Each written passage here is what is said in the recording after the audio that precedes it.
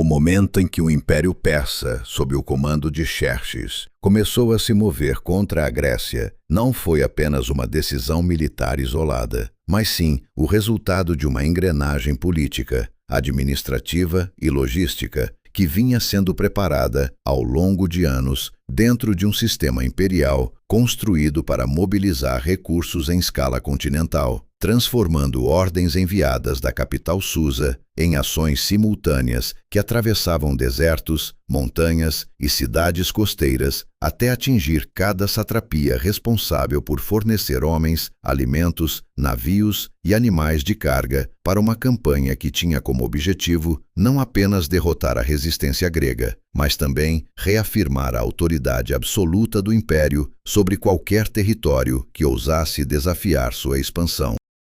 As mensagens reais viajaram rapidamente através da rede de mensageiros imperiais, cruzando estradas conhecidas como a Estrada Real Persa, onde postos de troca de cavalos permitiam que a comunicação fosse mantida em ritmo constante, garantindo que cada ordem do rei chegasse sem atraso aos governadores regionais, que, por sua vez, tinham a obrigação de mobilizar contingentes militares compostos por povos diversos que iam desde arqueiros persas, treinados em combate aberto, até soldados de regiões distantes como Báctria, Índia, Lídia e Egito, criando uma força militar que não era apenas numerosa, mas também profundamente heterogênea em cultura, armamento e tradição de guerra.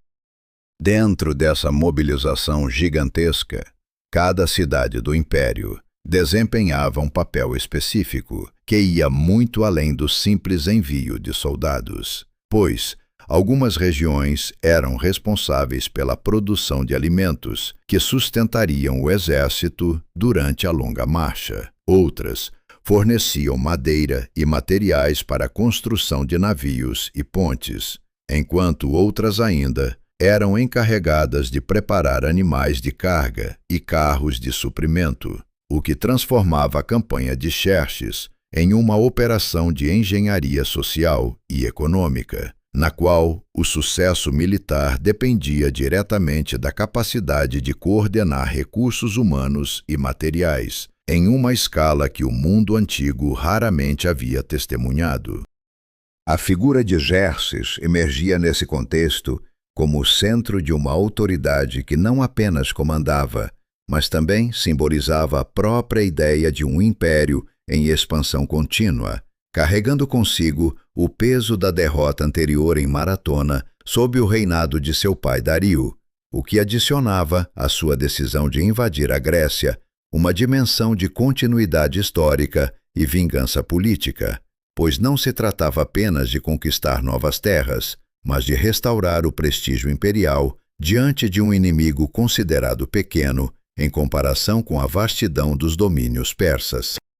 Enquanto o exército era reunido, as cidades portuárias sob controle persa também eram mobilizadas para construir uma frota naval capaz de acompanhar a campanha terrestre, utilizando marinheiros fenícios, egípcios e jônios, que traziam consigo conhecimentos náuticos fundamentais para a navegação em águas perigosas do Mar Egeu,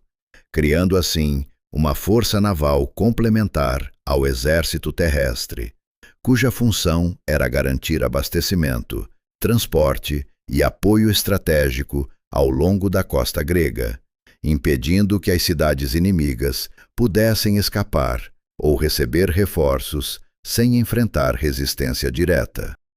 A preparação do Império não se limitava apenas ao recrutamento de tropas ou à construção de navios, mas também envolvia projetos de engenharia de grande escala, como a travessia do Helesponto, onde pontes improvisadas foram construídas para permitir a passagem do exército entre a Ásia e a Europa,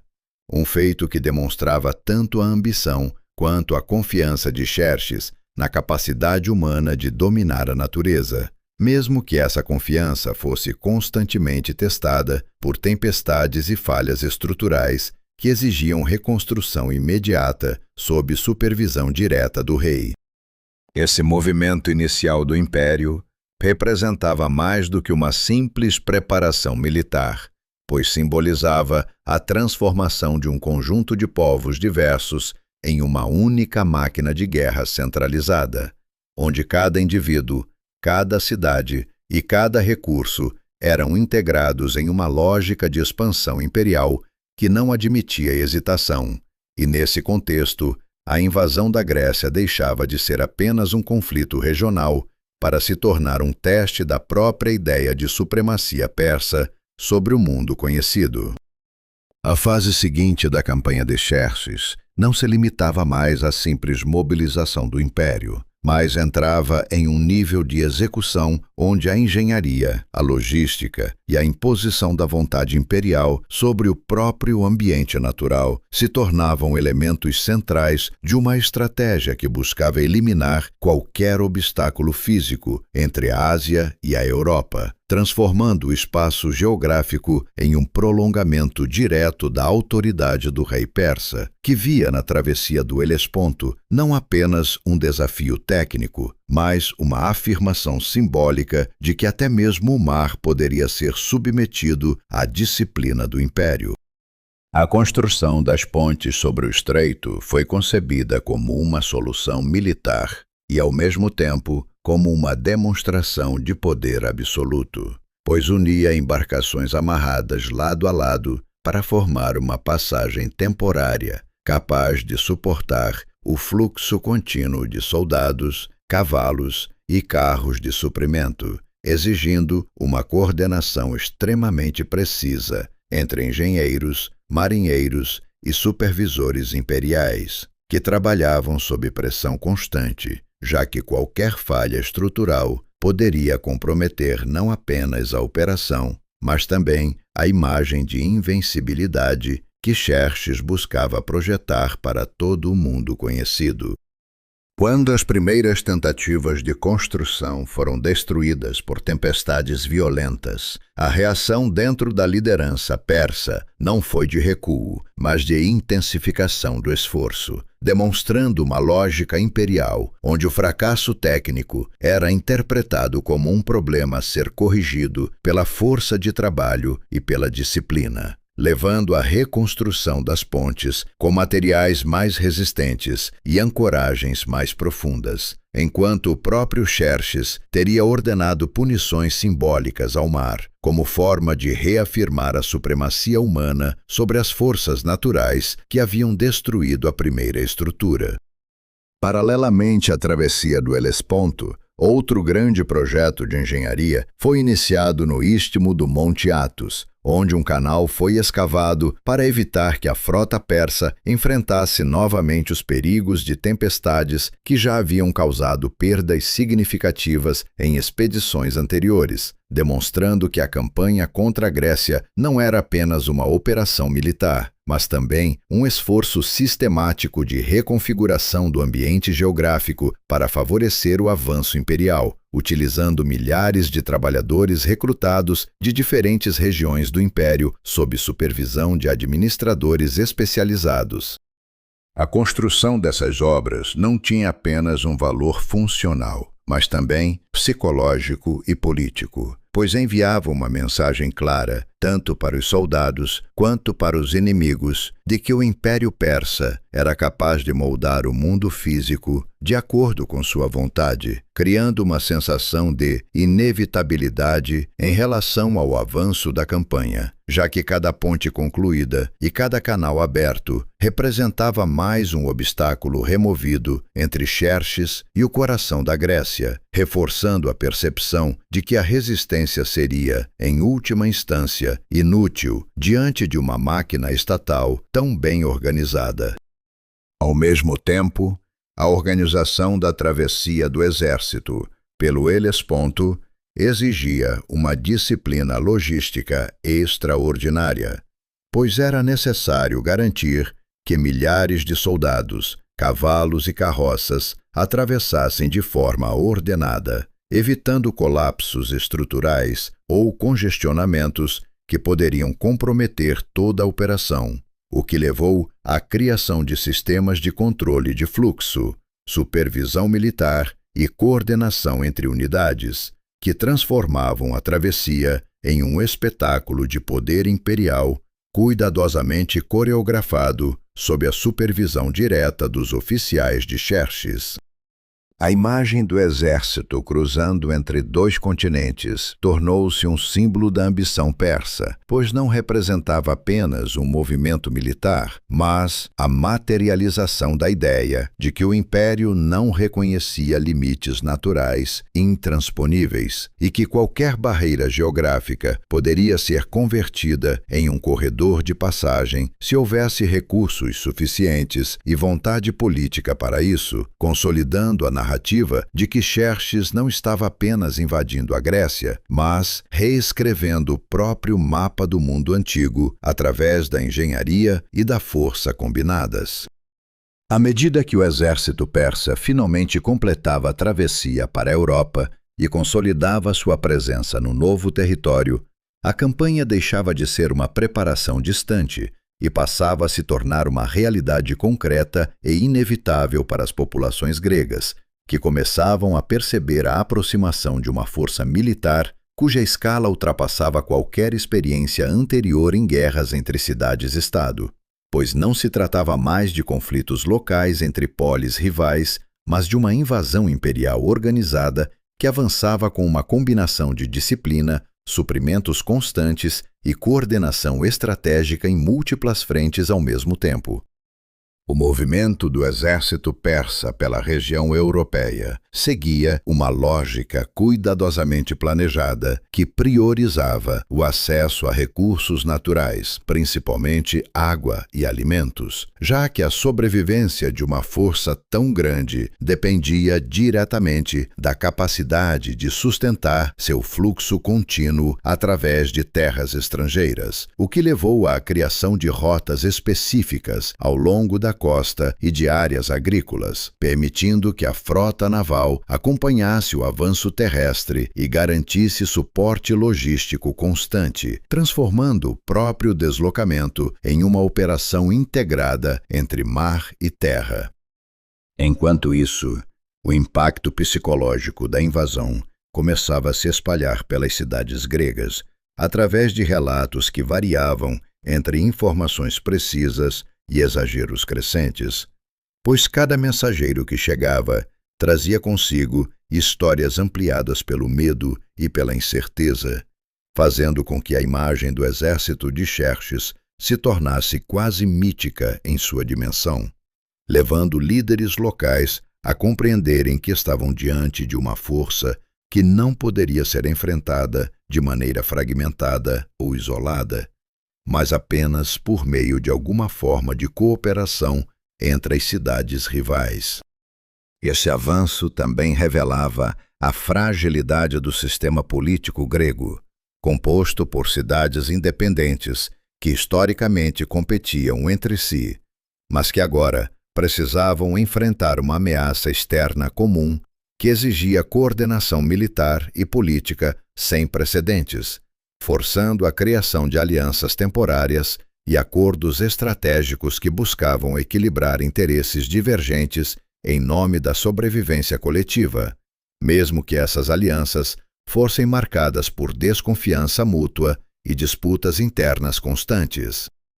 A resposta inicial dos gregos foi lenta e fragmentada, com algumas cidades tentando organizar defesas locais, enquanto outras avaliavam a possibilidade de rendição ou neutralidade. Mas, à medida que a presença persa se aproximava das regiões centrais da Grécia, tornou-se evidente que nenhuma cidade isolada seria capaz de resistir sozinha, o que levou ao início de um processo de coordenação mais amplo entre diferentes polis, especialmente aquelas que tinham maior capacidade militar e naval, como Esparta e Atenas. Nesse contexto, a geografia grega começou a desempenhar um papel fundamental na formulação de estratégias defensivas, pois os líderes perceberam que a única forma de neutralizar a superioridade numérica persa seria forçar o inimigo a lutar em espaços restritos onde sua vantagem em número poderia ser reduzida. o que levou à identificação de pontos estratégicos, como desfiladeiros e estreitos marítimos, que poderiam funcionar como barreiras naturais contra o avanço imperial. O avanço persa, portanto, não era apenas uma marcha militar, mas também um processo de reconhecimento territorial e pressão psicológica contínua sobre o mundo grego, que agora precisava abandonar antigas rivalidades e desenvolver uma estratégia comum de resistência, enquanto Xerxes continuava a avançar com confiança baseada na experiência de campanhas anteriores e na convicção de que, à medida que a ameaça persa se tornava cada vez mais concreta e visível nas fronteiras do mundo grego, as cidades-estado começaram a perceber que suas antigas rivalidades internas, que por séculos haviam definido a política da região, através de conflitos constantes, disputas territoriais e disputas de influência, precisariam ser temporariamente suspensas diante de um inimigo comum, cuja escala militar e capacidade organizacional ultrapassavam tudo que qualquer polis isolada poderia enfrentar sozinha.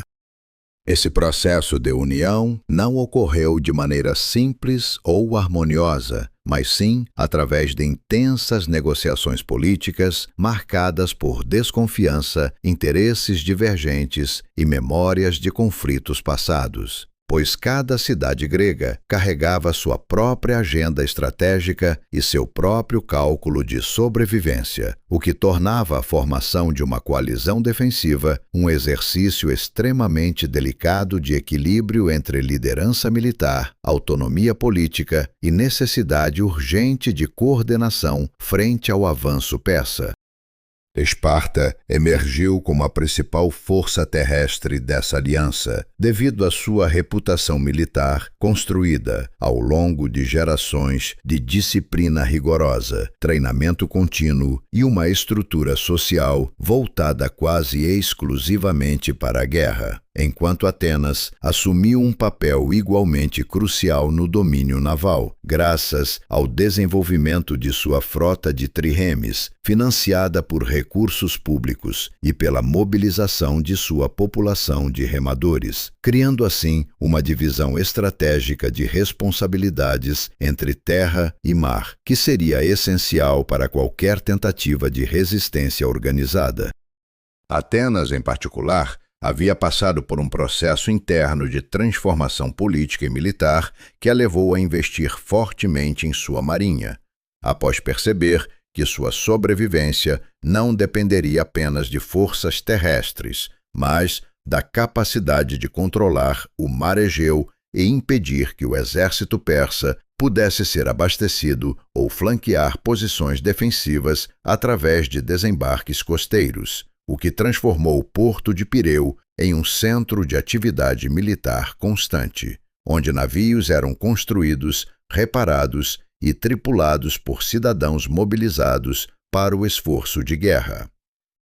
Enquanto isso, outras cidades gregas menores desempenhavam papéis auxiliares importantes dentro da coalizão, fornecendo tropas adicionais, conhecimento geográfico local e controle de passagens estratégicas, como os corredores montanhosos que conectavam o norte e o sul da Grécia, criando uma rede de suporte que, embora fragmentada, começava a adquirir uma estrutura mínima de coordenação militar diante da urgência imposta pela aproximação persa.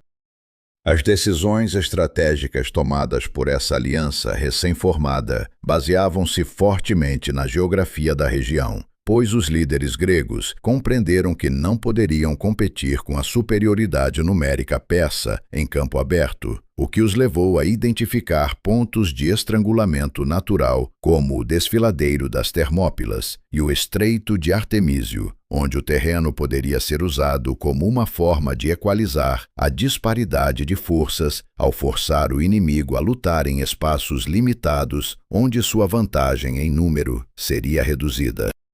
Essa estratégia marcou uma mudança fundamental na forma como os gregos concebiam a guerra, pois pela primeira vez as cidades-estado estavam dispostas a agir de maneira coordenada e defensiva em escala regional, abandonando parcialmente suas disputas internas em favor de uma estratégia coletiva de sobrevivência, mesmo que essa cooperação fosse constantemente tensionada por diferenças políticas, rivalidades históricas e dúvidas sobre a capacidade real de manter uma união diante de pressões tão extremas. Assim, o nascimento da Aliança Grega não deve ser entendido como um momento de unidade perfeita, mas como uma resposta pragmática a uma ameaça existencial, onde cada cidade entrou no acordo com objetivos próprios, mas todas compartilhavam a mesma necessidade básica de impedir que o avanço persa transformasse a Grécia em mais uma extensão do Império de Xerxes, estabelecendo as bases para os confrontos decisivos que ocorreriam nos desfiladeiros e mares estreitos, que se tornariam o palco central da resistência helênica. Com a aliança grega finalmente formada sob uma necessidade urgente de sobrevivência, os líderes militares das principais cidades-estado passaram a concentrar seus esforços na construção de uma estratégia defensiva que pudesse compensar a esmagadora superioridade numérica do exército persa. E foi nesse contexto que surgiu o plano de utilizar simultaneamente dois pontos geográficos críticos: as Termópilas por terra e o Estreito de Artemísio por mar, como forma de criar uma linha de contenção dupla capaz de atrasar o avanço de Xerxes e dar tempo para a mobilização completa das forças gregas. A escolha das Termópilas não foi acidental, mas resultado de uma análise cuidadosa da geografia local, pois o desfiladeiro era extremamente estreito, comprimido entre montanhas íngremes e o mar, permitindo que apenas um número limitado de soldados pudesse avançar de cada vez, o que anulava, em parte, a vantagem numérica persa e favorecia a formação hoplítica grega, baseada em disciplina, coesão e combate em linha fechada, transformando o terreno em uma arma tão importante quanto as próprias lanças e escudos. Ao mesmo tempo, no mar, o Estreito de Artemísio oferecia uma oportunidade semelhante para a frota grega, pois suas águas restritas dificultavam a manobra de grandes frotas e permitiam que navios mais organizados e melhor coordenados pudessem resistir a uma força numericamente superior, desde que mantivessem disciplina tática e explorassem corretamente o espaço limitado de combate naval, onde o controle de posição era tão decisivo quanto a força bruta dos remadores e a habilidade dos capitães. Essa estratégia dupla exigia uma coordenação extremamente delicada entre terra e mar, pois qualquer falha em um dos dois pontos poderia comprometer todo o plano defensivo, já que uma derrota naval em Artemísio permitiria que a frota persa desembarcasse tropas atrás das linhas gregas, enquanto uma ruptura em Termópilas abriria o caminho terrestre diretamente para o coração da Grécia, criando uma situação de colapso estratégico que os líderes helênicos estavam plenamente conscientes de que precisavam evitar a qualquer custo. O plano também refletia uma compreensão mais profunda da natureza da guerra contra o Império Persa, pois os gregos sabiam que não poderiam vencer em campo aberto e, portanto, precisavam transformar cada elemento do ambiente em vantagem defensiva, utilizando montanhas, estreitos e passagens naturais como multiplicadores de força, criando assim uma estratégia baseada não na destruição do inimigo, mas na sua contenção e desgaste progressivo ao longo do tempo. Dentro desse contexto, as decisões estratégicas começaram a ser traduzidas em movimentos concretos de tropas e navios, com contingentes sendo enviados para os pontos designados enquanto mensageiros circulavam entre as cidades para garantir que os compromissos militares fossem cumpridos. E cada dia que passava tornava a execução do plano mais urgente, já que os relatos sobre o avanço persa indicavam que Xerxes estava cada vez mais próximo das regiões centrais da Grécia. Assim, o plano de Termópilas e Artemísio representava não apenas uma estratégia militar, mas uma tentativa desesperada de organizar um mundo politicamente fragmentado diante de uma ameaça externa esmagadora, onde a sobrevivência dependia da capacidade de coordenar ações simultâneas em diferentes frentes, transformando a geografia grega em um sistema de defesa integrado que seria testado diretamente pela força do maior exército que o mundo antigo já havia visto até então. Com um plano estratégico já definido pelas cidades gregas, a execução em terra ficou sob a responsabilidade direta de Esparta, cuja reputação militar e estrutura social, baseada na disciplina absoluta, tornavam seus guerreiros a escolha natural para liderar a defesa das Termópilas. E foi nesse contexto que Leônidas, um dos reis espartanos, assumiu o comando da força terrestre enviada para conter o avanço persa, carregando consigo não apenas soldados, mas também o peso simbólico de uma decisão que poderia definir o destino de toda a Grécia. A seleção dos 300 guerreiros espartanos não foi um ato aleatório, mas sim resultado de critérios rigorosos baseados em experiência militar, resistência física e status dentro da sociedade espartana, já que esses homens pertenciam à elite dos hoplitas, treinados desde a infância para suportar dor, fome, medo e disciplina extrema, o que os tornava especialmente adequados para uma missão em que a coesão e a resistência psicológica seriam tão importantes quanto a habilidade em combate direto. A marcha em direção às Termópilas não foi apenas um deslocamento militar, mas também um processo de crescente conscientização entre os soldados de que estavam avançando para uma posição onde o combate seria inevitável contra uma força muito superior em número. E essa consciência não gerava desordem, mas sim uma forma específica de aceitação espartana do destino, moldada por uma cultura que valorizava a honra em batalha acima da própria sobrevivência individual. Enquanto isso, outros contingentes de cidades aliadas começaram a se juntar à força de Leônidas, trazendo consigo diferentes estilos de combate, diferentes tradições militares e diferentes níveis de comprometimento com a defesa coletiva, criando um exército heterogêneo que, embora menor do que as forças persas, representava uma união temporária de cidades que normalmente competiam entre si, mas que agora estavam reunidas pela necessidade de impedir a invasão de seu território. A própria presença de Leônidas no comando tinha um significado político profundo, pois mostrava que Esparta estava disposta a assumir responsabilidade direta na defesa da Grécia, enviando não apenas soldados, mas um de seus reis para o campo de batalha, o que funcionava como uma mensagem tanto para aliados quanto para inimigos de que a resistência nas Termópilas não seria simbólica, mas sim uma posição defendida com a autoridade máxima disponível dentro da estrutura militar espartana.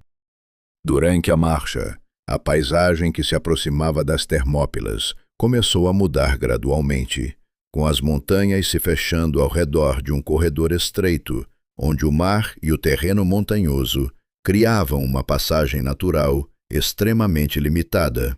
E Leônidas, ao observar essa geografia, compreendeu que o valor estratégico daquele local residia justamente em sua capacidade de restringir o movimento de grandes exércitos, transformando o espaço físico em um aliado tão importante quanto os próprios soldados que ali seriam posicionados. Assim, quando a força espartana finalmente alcançou a região das Termópilas, o cenário estava preparado para um confronto que não dependeria apenas de coragem ou número de soldados, mas da interação entre estratégia, terreno e disciplina militar, onde cada decisão tomada por Leônidas naquele momento inicial definiria a forma como o embate contra o exército persa se desenrolaria nos dias seguintes.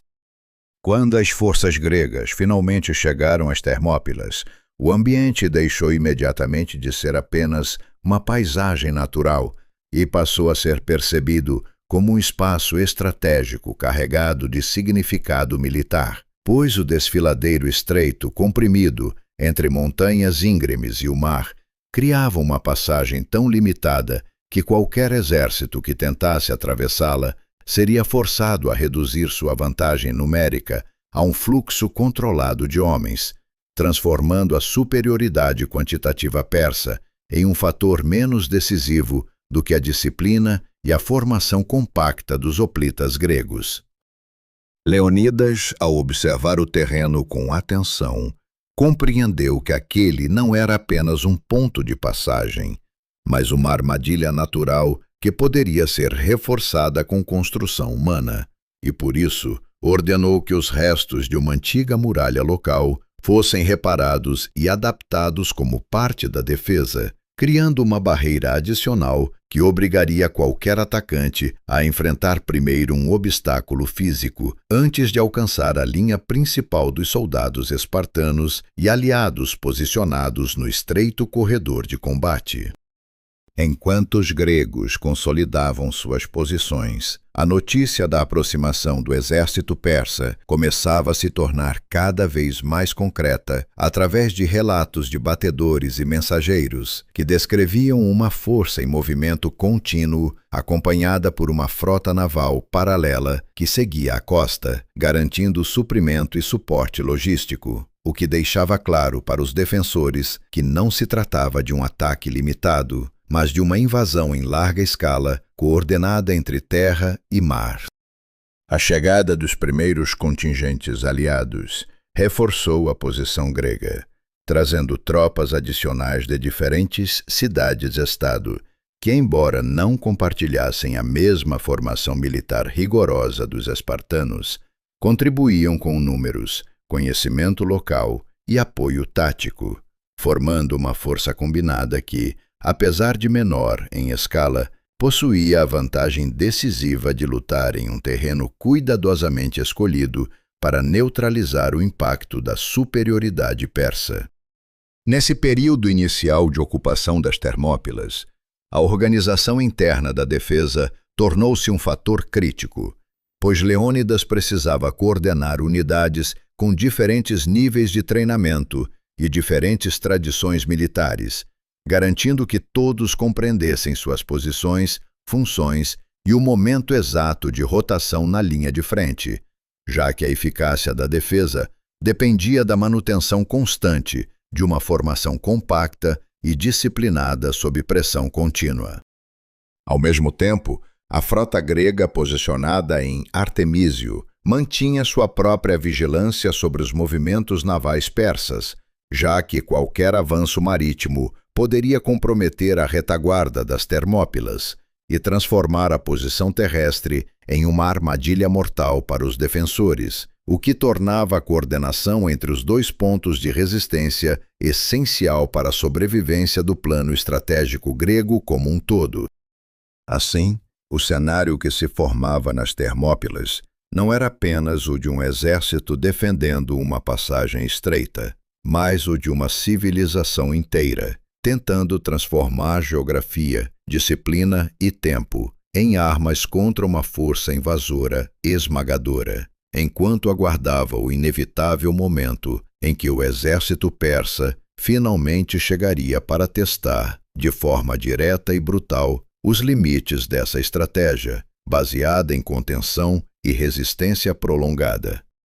O primeiro confronto nas Termópilas começou quando as forças persas finalmente avançaram em massa contra a posição grega, acreditando que a simples força do número seria suficiente para romper a defesa em poucas horas. Mas ao entrar no estreito corredor entre as montanhas e o mar, o exército de Xerxes foi imediatamente forçado a abandonar qualquer formação ampla e se comprimir em colunas estreitas, onde cada movimento era limitado pelo próprio terreno e onde a vantagem numérica se transformava em pressão desorganizada mais do que em superioridade tática real.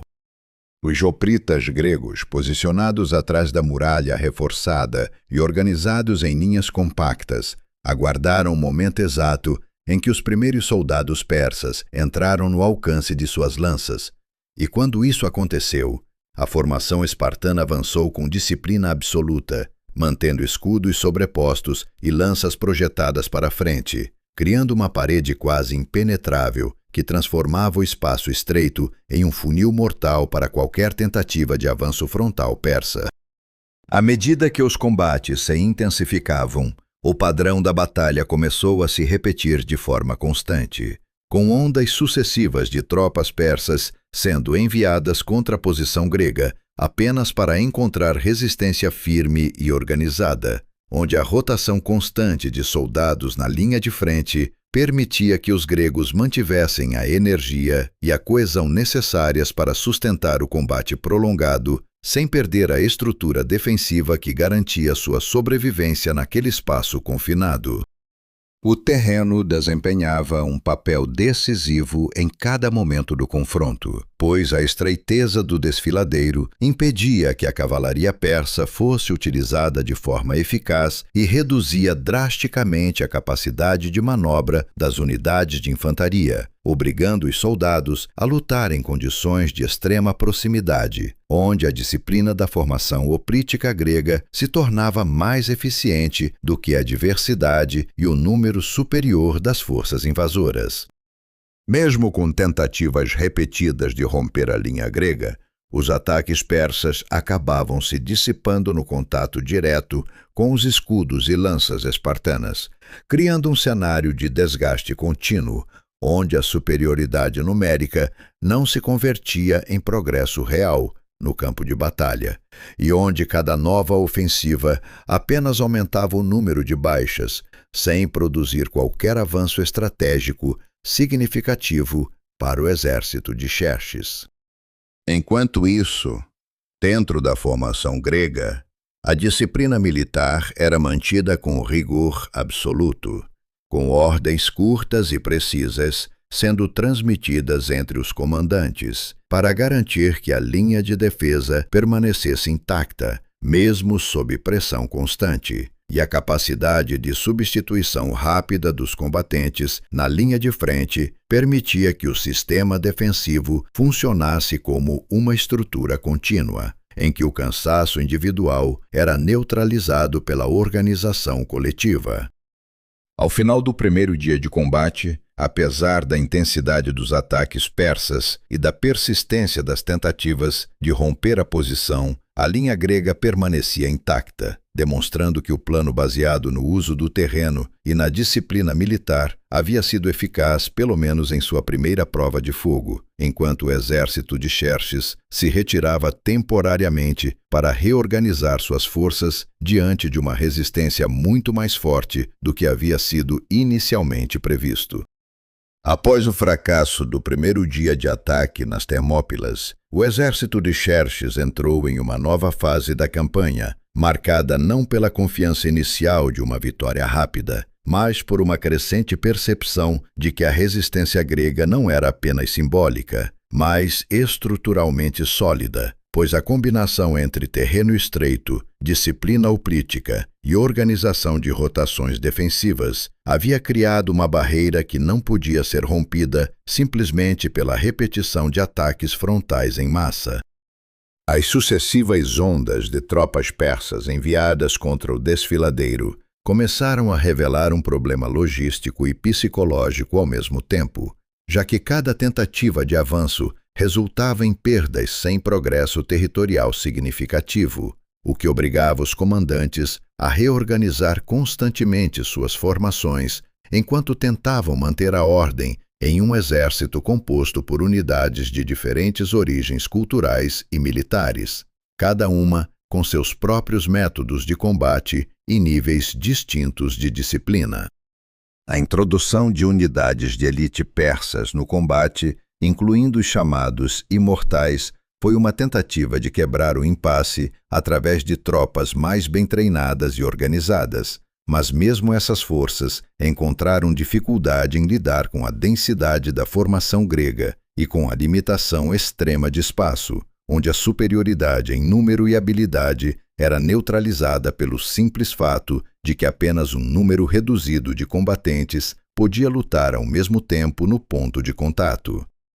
Enquanto isso, A linha grega mantinha sua estrutura com impressionante consistência, utilizando o sistema de rotação de combatentes para evitar o colapso por exaustão, o que permitia que soldados mais descansados substituíssem aqueles que estavam na linha de frente, preservando a eficiência do bloqueio defensivo, mesmo após horas contínuas de combate intenso, transformando a resistência em um processo quase mecânico de manutenção de posição, ao invés de uma sequência de ações isoladas.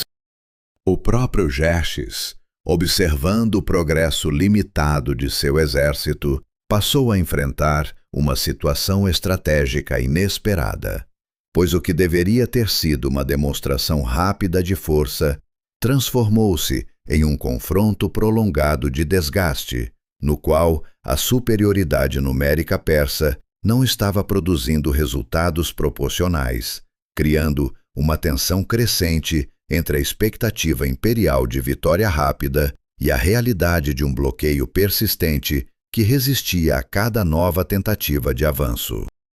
Com o passar dos dias, o campo de batalha começou a se transformar em um espaço de repetição constante, onde ataques eram lançados, repelidos e reorganizados em ciclos contínuos, gerando um ambiente de exaustão física e psicológica para ambos os lados, embora os gregos conseguissem manter uma eficiência maior devido à sua posição defensiva fixa, enquanto os persas precisavam continuamente adaptar suas formações em condições desfavoráveis de espaço e visibilidade. Assim, o segundo estágio da batalha nas Termópilas deixou de ser uma simples tentativa de ruptura e passou a se tornar um impasse prolongado, no qual o desgaste gradual das forças invasoras começava a expor os limites da estratégia persa, baseada exclusivamente na superioridade numérica, enquanto a defesa grega demonstrava que, em determinadas condições geográficas e táticas, uma força menor podia resistir a um exército muito maior por um período significativo de tempo. O equilíbrio frágil que sustentava a defesa grega nas Termópilas começou a se desfazer no momento em que um habitante local, chamado Efialtes, surgiu no acampamento persa, oferecendo uma informação que mudaria completamente a natureza do confronto, pois ele revelou a existência de um caminho montanhoso, oculto, que contornava o desfiladeiro principal e permitia que uma força armada descesse por trás da posição grega, transformando uma defesa frontal altamente eficaz em uma armadilha potencialmente mortal caso fosse explorada com rapidez e precisão. A decisão de Xerxes de aceitar essa informação não foi apenas uma reação oportunista, mas uma adaptação estratégica diante de uma situação em que seus ataques frontais haviam falhado repetidamente, levando-o a explorar alternativas que pudessem quebrar o impasse sem continuar a sangrar suas forças em investidas diretas contra uma posição fortificada pelo terreno. E assim, uma coluna de tropas persas foi selecionada para realizar a travessia do caminho montanhoso durante a noite, guiada por conhecimento local e conduzida com o máximo de discrição possível. Enquanto isso, no campo grego, a situação permanecia aparentemente estável na linha de frente, pois os defensores continuavam a sustentar o bloqueio contra os ataques persas diretos, sem ainda perceberem que uma segunda força havia sido mobilizada em segredo para contornar sua posição, o que criava uma tensão invisível no desenrolar dos acontecimentos, já que o sucesso da defesa dependia não apenas da resistência frontal, mas também da integridade de todas as rotas que protegiam a retaguarda do desfiladeiro.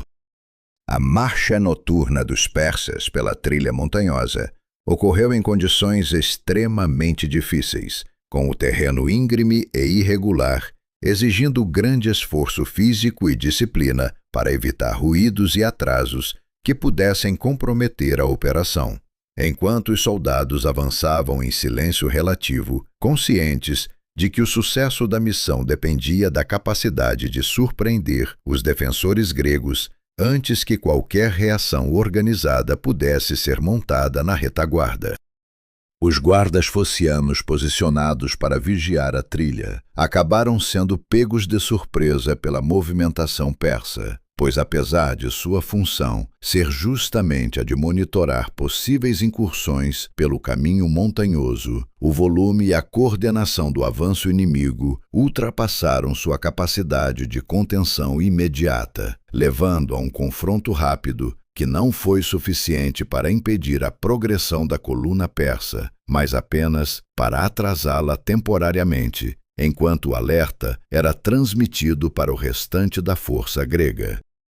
Quando a notícia da movimentação pela trilha chegou ao acampamento principal, Leônidas e os demais comandantes gregos compreenderam imediatamente que a posição defensiva havia sido comprometida, pois a possibilidade de ataque simultâneo pela frente e pela retaguarda transformava o desfiladeiro de uma posição vantajosa em uma armadilha estratégica, na qual permanecer significaria arriscar o cerco completo e a destruição total da força aliada.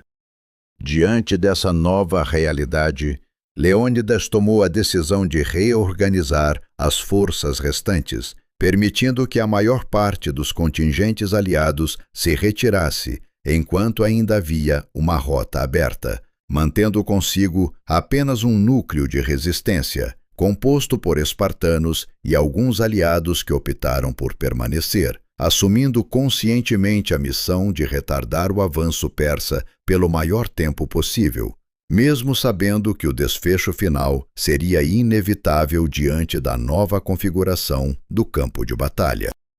Quando o plano persa e o flanqueamento pelas montanhas finalmente começou a se concretizar e a posição grega nas Termópilas deixou de ser apenas uma defesa frontal para se tornar uma formação ameaçada por múltiplas direções, Leônidas compreendeu que o desfecho da batalha já não dependia de vitória militar convencional, mas sim de tempo, sacrifício e da capacidade de retardar o avanço inimigo o suficiente para permitir a sobrevivência da estratégia grega mais ampla, que ainda se reorganizava em outras frentes do conflito.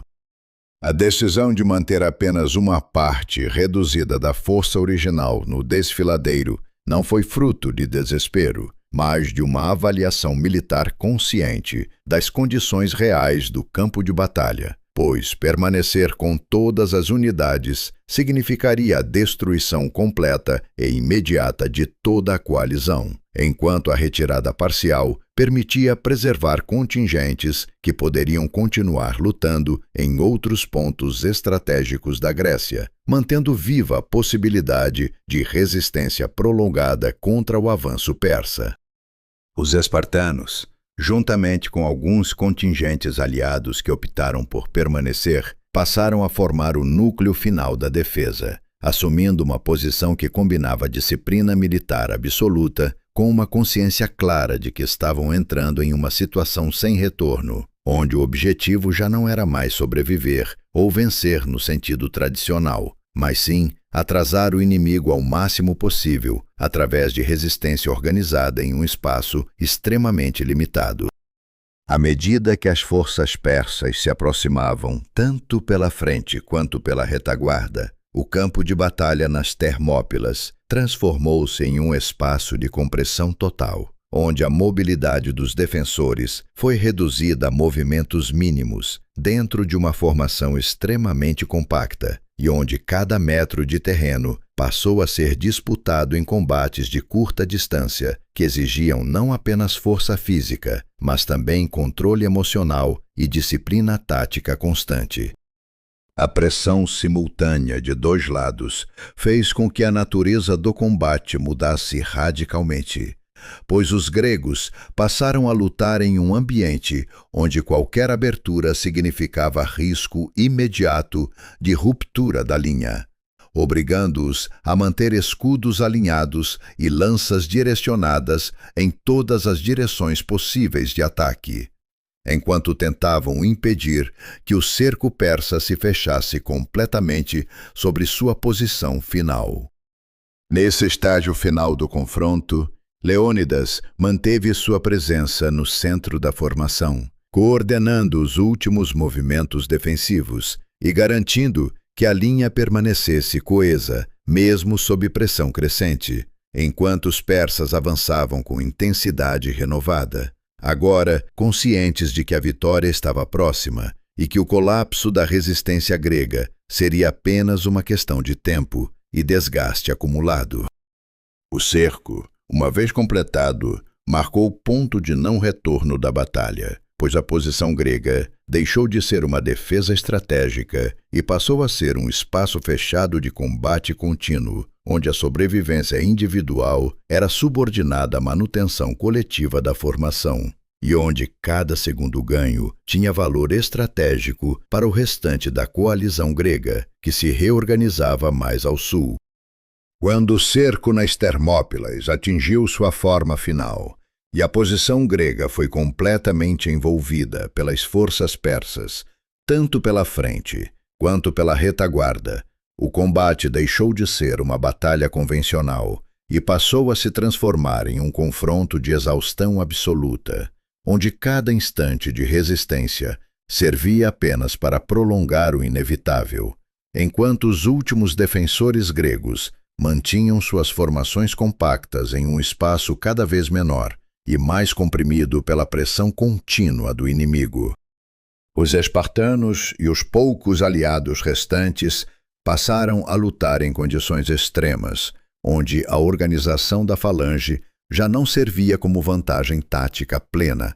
mas ainda funcionava como uma estrutura mínima de sobrevivência coletiva, permitindo que os soldados continuassem a resistir mesmo quando a mobilidade era quase inexistente e o campo de batalha havia se reduzido a um espaço fragmentado coberto por corpos, armas quebradas e poeira levantada pelo movimento constante das tropas persas. Nesse momento final, Leônidas caiu em combate durante o confronto direto, e sua morte marcou uma mudança imediata na dinâmica da batalha, pois os espartanos restantes reagiram não com dispersão, mas com uma tentativa desesperada de proteger o corpo de seu rei, formando um núcleo defensivo ainda mais compacto, no qual cada soldado lutava não apenas pela posição, mas também pela preservação simbólica da liderança que havia guiado toda a resistência até aquele ponto. A luta ao redor do corpo de Leônidas tornou-se um dos momentos mais intensos do conflito, com combates corpo a corpo em espaços extremamente reduzidos, onde escudos eram usados como barreiras improvisadas, lanças quebradas se transformavam em armas curtas e espadas eram utilizadas em movimentos rápidos e diretos, enquanto os persas tentavam avançar para capturar o corpo como símbolo de vitória, e os gregos lutavam para impedir que isso acontecesse. À medida que a pressão persa aumentava e o número de combatentes disponíveis para a defesa diminuía, a formação grega foi sendo empurrada para posições cada vez mais elevadas e restritas dentro do desfiladeiro, onde a capacidade de manobra praticamente desaparecia e o combate se tornava uma sequência contínua de choques frontais, sustentados mais pela disciplina e pela determinação do que por qualquer vantagem tática remanescente. Com o colapso progressivo da formação defensiva, os últimos combatentes gregos foram finalmente cercados e eliminados após uma resistência que havia se estendido muito além do esperado por qualquer observador militar da época, demonstrando que o valor estratégico da posição não estava apenas na capacidade de impedir o avanço persa por um período limitado, mas também em revelar os limites práticos da superioridade numérica, quando confrontada com terreno restritivo e disciplina tática rigorosa.